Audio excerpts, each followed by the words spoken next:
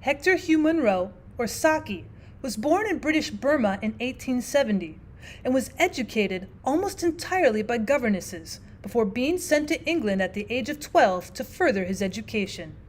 He would return to India to follow in his father's footsteps as an imperial police officer, but returned to England after several bouts of fever laid him out. Munro began writing historical pieces for British magazines, but soon moved to writing political satire for newspapers. Much of his work contrasts the conventions of Victorian and Edwardian England with ruthless, honest struggles of nature and humanity. Many figures in authority meet their untimely deaths or downfalls to the whims of nature, his most famous being the Interlopers and the Toys of Peace. Look for wit and wisdom, even the macabre, in Saki's characters to learn a moral lesson, as his characters haplessly forge ahead to their gloom and doom. Reginald on Besetting Sins by Saki. There was once, said Reginald, a woman who told the truth. Not all at once, of course, but the habit grew upon her gradually, like lichen on an apparently healthy tree. She had no children. Otherwise it might have been different.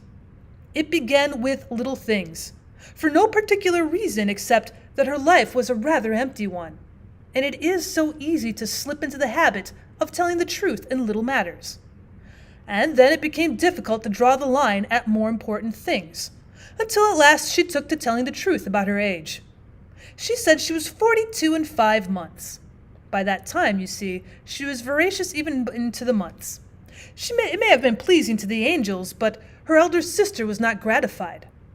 Now, on the woman's birthday, instead of the opera tickets to which she'd hoped for, her sister gave her a view of Jerusalem from the Mount of Olives, which is not quite the same thing. The revenge of an elder sister may be long in coming, but like a southeastern express, it arrives in its own good time. The friends of the woman tried to dissuade her from overindulgence in the practice, but she said she was wedded to the truth, whereupon it was remarked that it was scarcely logical to be so much together in public. No really provident woman lunches regularly with her husband if she wishes to burst upon him as a revelation at dinner. He must have time to forget. An afternoon is not enough. And after a while her friends began to thin out in patches. Her passion for the truth was not compatible with a large visiting list. For instance, she told Miriam Klopstock exactly how she looked at the Alexis's ball. Certainly Miriam had asked for her candid opinion, but the woman prayed in church every Sunday for peace in our time, and it was not consistent. It was unfortunate, everyone agreed, that she had no family. With a child or two in the house, there is an unconscious check upon too free an indulgence in the truth. Children are given us to discourage our better emotions. That is why the stage, with all its efforts, can never be as artificial as life. Even in an Ibsen drama, one must reveal to the audience things that one would suppress before the children or servants. Fate may have ordained the truth-telling from the commencement and should justly bear some of the blame. But in having no children, the woman was guilty, at least of contributory negligence. Little by little, she felt she was becoming a slave to what had been once merely an idle propensity.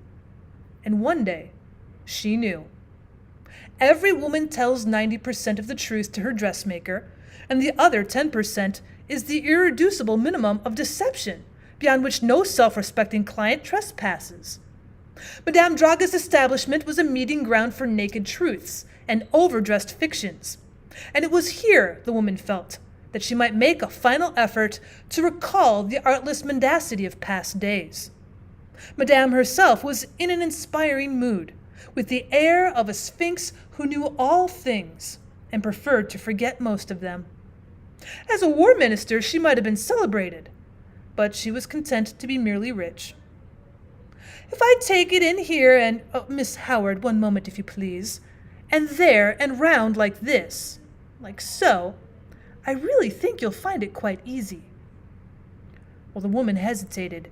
It seemed to require such a small effort to simply acquiesce in Madame's views, but habit had become too strong. I'm afraid, she faltered, It's just the least little bit in the world to... And by that least little bit, she measured the deeps and eternities of her thraldom to fact. Madame was not best pleased at being contradicted in a professional manner, and when Madame lost her temper, you usually found it afterwards in the bill. And at last the dreadful thing came, as the woman had foreseen all along that it must. It was one of those paltry little truths with which she had harried her waking hours. On a raw Wednesday morning, in a few ill-chosen words, she told the cook that she drank. She remembered the scene afterwards as vividly as though it had been painted in her mind by Abby. The cook was a good cook, as cooks go, and as cooks go, she went. When Miriam Klopstock came to lunch the next day, women and elephants never forget an injury.